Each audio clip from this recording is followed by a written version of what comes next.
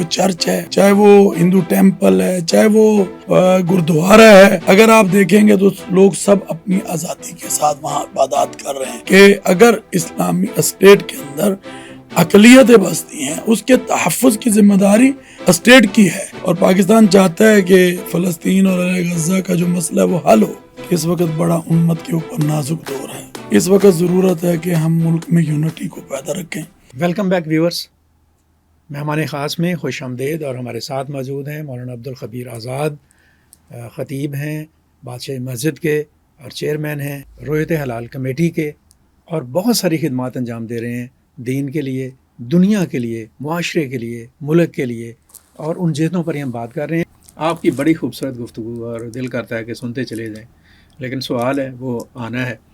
آپ نے جو پیغام پاکستان کی بات کی اور پاکستان میں مذہبی ہم آہنگی اور فرقہ وارانہ جو ایک ہم آہنگی ہے اس کی بات کی، مجھے یاد آ رہا ہے قائد اعظم محمد علی جناح کا 11 اگست 1947 کا خطبہ جو انہوں نے قانون ساز اسمبلی کو دیا، اس میں بھی انہوں نے یہ کہا کہ آج سے آپ آزاد ہیں اپنی مسجدوں میں جانے کے لیے، مندروں میں جانے کے لیے، اور اپنی عبادت گاہوں میں جانے کے لیے۔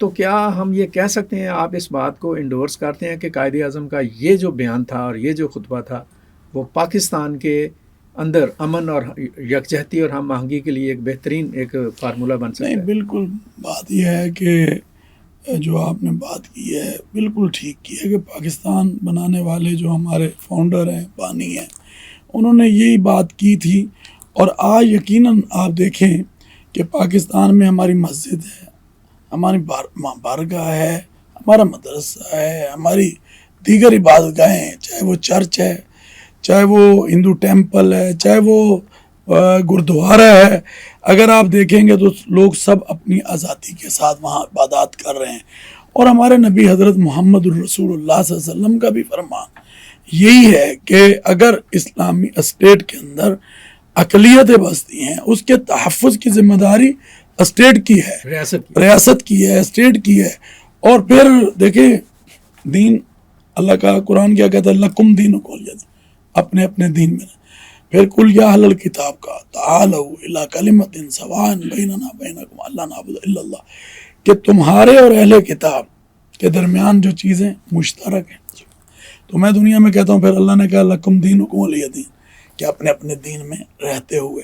تو آج ہمیں اسی کو آگے لے کے چلنا ہے، ایک ایسی ریاست جو کہ امن کی ریاست ہے، جو محبتوں کی ریاست ہے۔ آئیں مل کر اس وطن عزیز کو مضبوط بنانے میں اپنا کردار ادا کریں، اور انشاءاللہ العزیز میں یہ سمجھتا ہوں جب ہم نے سب نے مل کر کردار ادا کیا تو یہ ملک مضبوط بھی ہوگا، اور انشاءاللہ العزیز آگے جیسے بڑھ رہا ہے اور بڑھتا جائے گا۔ اور اللہ سے دعا ہے کہ اللہ تعالیٰ اس ملک کو استحکام نصیب فرمائے، اور اللہ تعالیٰ اس ملک کو جو ہے ترقی اور خوشحالی عطا فرمائے۔ حضرت مجھے اندازہ ہے آپ کا وقت بڑا قیمتی ہے اور آپ کی بہت ساری کمٹمنٹس ہیں، آپ نے کہیں جانا ہے، لیکن آپ نے جو وقت دیا ہے میں اس سے استفادہ کرنا چاہتا ہوں۔ میں بس 2-3 سوال ذرا مختصر آپ سے کروں گا، مجھے ذرا ان کے حوالے سے۔ ابھی ہم نے روہت پر تو بات کی ہی نہیں ہے، ابھی اصل جو میں نے کہا ابھی 3 سوال آئے ہیں اور آگے چل کے شروع صاحب کہیں گے یار 3 اور ہیں۔ ابھی روہت کی تو ہم نے بات ہی نہیں کی، جس پر ہمارے فواد چودھری صاحب اکثر پریشان رہتے ہیں، ہم نے تو اس کو بالکل ٹھیک ہے۔ اچھا سر، مجھے ایک کویسچن، آپ کی گفتگو کے اندر جاتے جاتے آپ نے بیت المقدس کا ذکر کیا، آپ نے فلسطین کا ذکر کیا، اور مجھے ذرا تھوڑا سا گائیڈ کیجیے گا اس حوالے سے کہ ایک ایگریمنٹ ہے، ایک معاہدہ ہے جو کہ یہ جو پریزیڈنٹ ٹرمپ ہے نا اس کو لے کر آ رہے ہیں، اس کا نام ہے ابراہیم معاہدہ۔ وہ کہتے ہیں کہ یہ سارے ادیان جو سے ہیں نا حضرت ابراہیم علیہ السلام کے ہی دین کی آگے تشریح اور تعبیر ہے۔ تو وہاں پہ فلسطین میں، بیت المقدس میں، یروشلم میں یا ایک ایسا نظام ہونا چاہیے کہ جس میں یہ تینوں ادیان جو ہیں یہ مل کر چلیں اور مل کر حکومت کریں۔ اس پر آپ کا کیا کہنا ہے؟ پہلے ان کو کہنا کہ تمام آپ تو اکٹھے ہو جائیں اور امہ کو اکٹھا کرنے میں جو کردار وہ ادا کر رہے تھے، جس کو کہ انہوں نے چھوڑ کے تو دوسرا کام شروع کر دیا ہے، تو یہ کیسے ہوگا؟ بالکل ٹھیک ہے. اور دوسری بات یہ ہے کہ جس پیس پروسیس کی وہ بات کر رہے تھے وہ تو ختم ہو گیا. وہ پیس پروسیس کہاں گیا؟ وہ کہاں ہے؟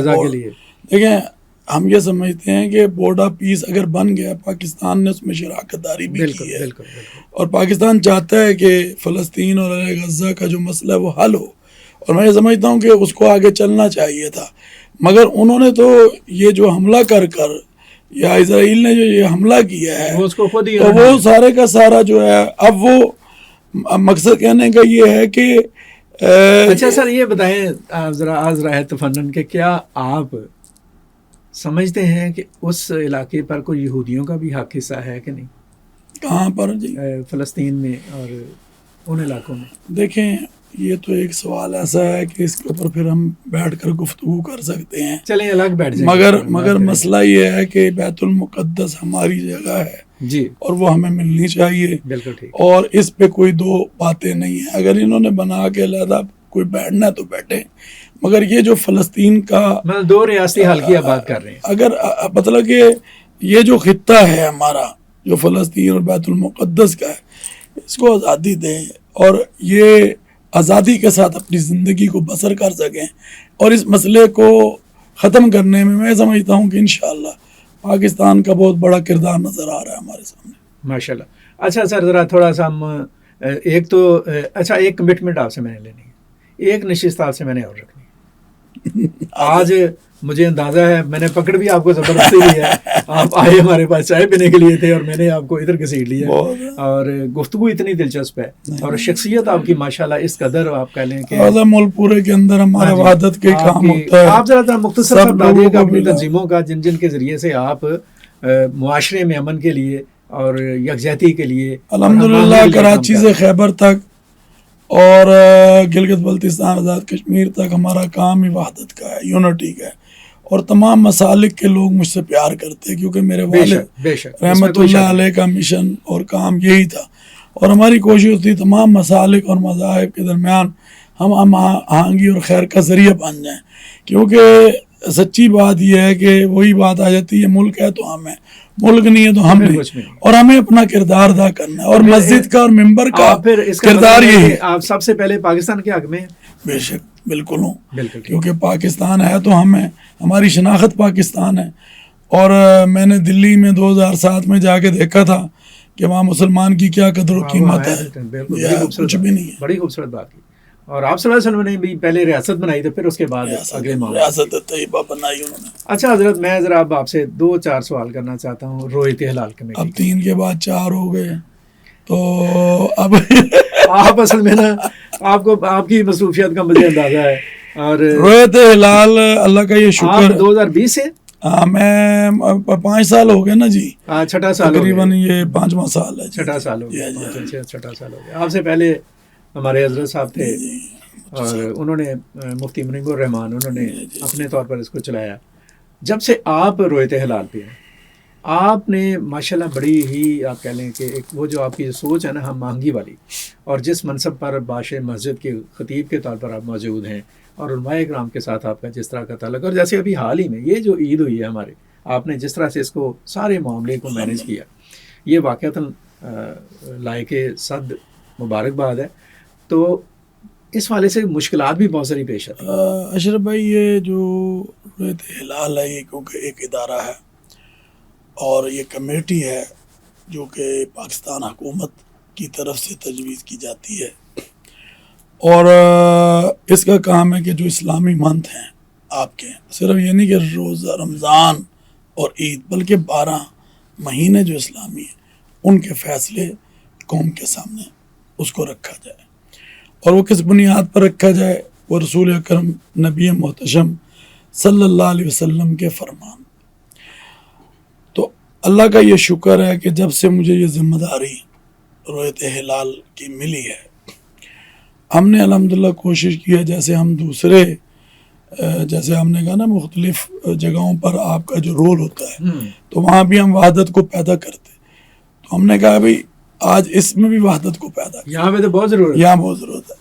لوگ کہتے ہیں یار یہ نمازوں میں اکٹھے نہیں ہے، روزوں میں اکٹھے نہیں ہے، اس میں نہیں ہے، اس میں نہیں۔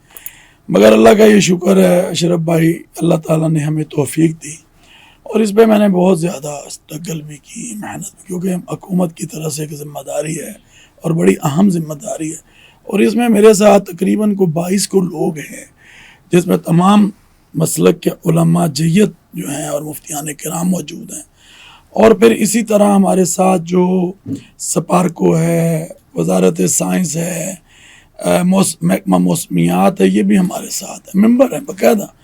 اور وہ فواد چودھری صاحب کی آپ نے بات کی تو ان کو میں نے پہلے دن میں نے مل لیا، اچھا، اور میں نے کہا چودھری صاحب، جب وہ وزیر تھے وزارت سائنس کے، میں نے کہا چودھری صاحب رویت ہلال حکومت کی طرف سے کرتا ہے تو فیصلہ رویت ہلال کرے گی، تو انہوں نے کہا جی ٹھیک ہے۔ میں نے کہا آپ اپنے ایک ہمیں کوئی بھی افسر ایسا دے دیں جو ہماری ہم اس سے استفادہ حاصل کر سکتے ہیں اور وہ ہمیں بتا سکتے ہیں، اور اللہ کا یہ شکر ہے موسمیات ہو، سپارک ہو، یا یہ جو ہے اپنا وزارت سائنس ہو، ہم نے کبھی انکار نہیں کیا۔ اچھا یہ ذرا بتائیں کہ جس طرح سے آج کے دور میں سائنس اور ٹیکنالوجی نے جو ترقی کر لی، تو ایک رائے ہے اور بہت بڑی تعداد لوگوں کی اس رائے کے حق میں بھی بات بھی کرتے ہیں کہ اس کے سائنس کی اس ترقی کے بعد کہ ہم ایک لمحے کی موومنٹ دیکھ رہے ہوتے ہیں، کیا رویت ہلال کمیٹی کی گنجائش ہے؟ بالکل ہے، وہ اس لیے ہے کہ شریعت اور شہادت کے اوپر فیصلہ ہونا ہے، اور یہ ساری چیزوں کو بھی ہم نے لینا ہے، اور پھر کوئی ایک چیز تو ہوگی نا جہاں پر اتفاق ہوگا، اور نہیں تو پھر خیبر پختونخوا والے اپنی کر رہے ہوں گے، بلوچستان والے اپنی کر رہے ہوں گے، سندھ والے اپنی کر رہے ہوں گے، یہ اپنی کر رہے ہوں گے۔ نہیں، اللہ کا یہ شکر، نہیں بات کیوں نہیں آ رہے؟ آپ 5 سال اٹھائے نا، اس میں الحمدللہ ہمارے جو فیصلے ہوئے ہیں لوگوں نے من و ان اس کو تسلیم، حتیٰ کہ میں مفتی شہاب الدین پپل سے اللہ تعالیٰ ان کو بھی صحت اور تندرستی زندگی دے، بیمار ہیں، ان کے بعد میں 5 سال پہلے گیا، جیسے آپ کو فواد صاحب کا بتایا، تو میں نے ادھر بھی جا کر یہی بات کی، تو الحمدللہ ہم کافی قریب آئے۔ آج 15-16 ہماری ملاقاتیں ان کی اور ہمارے درمیان ہوئی۔ یہ تو ایسے نہیں ہے نا کہ بھئی جناب ہم نے فیصلہ کر دیا تو ہو گیا، نہیں، سنیں، باقاعدہ ہم ان کو بھی ساتھ اور پورے ملک کے علماء کو الحمدللہ لیتے ہیں، اور اللہ کا یہ شکر ہے کہ بڑا اچھا فیصلہ آپ نے یہ رمضان بھی دیکھ لیا آپ کے سامنے، اور اس کے بعد پھر عید بھی آئی، اور عید میں بھی الحمدللہ، اور یہ کوئی آسان مسئلے نہیں ہے، جیسے آپ نے کہا کہ مولانا صاحب کتنا، اس کے اوپر ہمارے اوپر 25 کروڑ عوام کا وزن ہوتا ہے، اور ہم نے الحمدللہ شریعت سے باہر ہو کر کبھی کوئی فیصلہ نہیں کیا، کسی دباؤ پہ نہیں کیا۔ اب کوئی لوگ کہہ رہے تھے جی جمعے کی، اور پھر کہتے ہیں جی ہفتے کی، جمعے والے دن کیا حکمرانوں کے لیے کیوں بول؟ نہیں، کوئی نہ حکمرانوں نے کبھی کوئی بات کی ہے، اچھا، نہ کوئی ایسی چیز ہے۔ دیکھیں اگر بھاری ہوگا تو مولوی امام اور خطیب پر ہوگا نا، جس نے 2 خطبے پڑھانے، تو حکومت پہ کہاں سے بھاری ہوگا؟